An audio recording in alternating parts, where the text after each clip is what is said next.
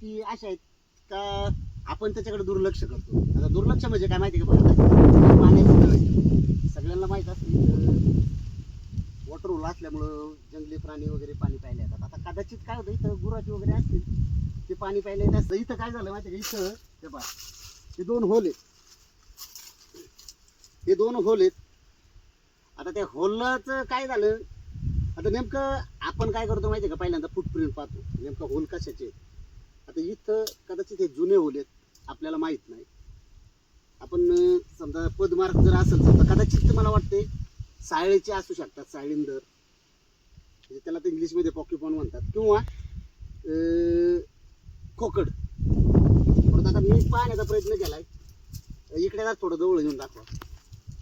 तर मी पाहण्याचा प्रयत्न करा, कारण काय तर हे जर होल वापरत असेल तर इथून या, इथे हे होल जर वापरत असेल तर इथं पायाचे ठसे दिसले असते आपल्याला.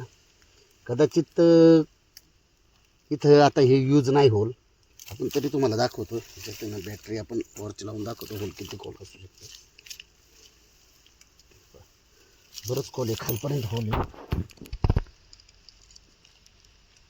कदाचित याचं दुसरं तोंड इकडून असू शकतं.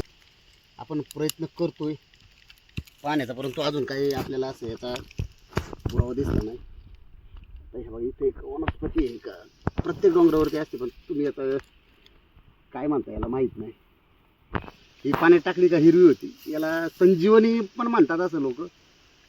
पाण्यामध्ये आता ही तुम्ही जरी टाकली तर हिरवी होती. ते काय नाही, अजून जर आपल्याला याचं जर काय फुटप्रिंट दिसले तर कुठं समजा सायळेचे पदमार्क किंवा खोकडाचे, त्याला खोकडाला बंगाल फॉक्स म्हणलं जातं. या परिसरात आहे बघा. आता वातावरण पाहा, तुम्हाला सांगतो, हे डोंगर आहे, सगळं हे जंगली रान आहे, सगळं इथं जंगलात आहे. करवंदाची झाडी, करवंद दिसत आहे तिथं तुम्हाला.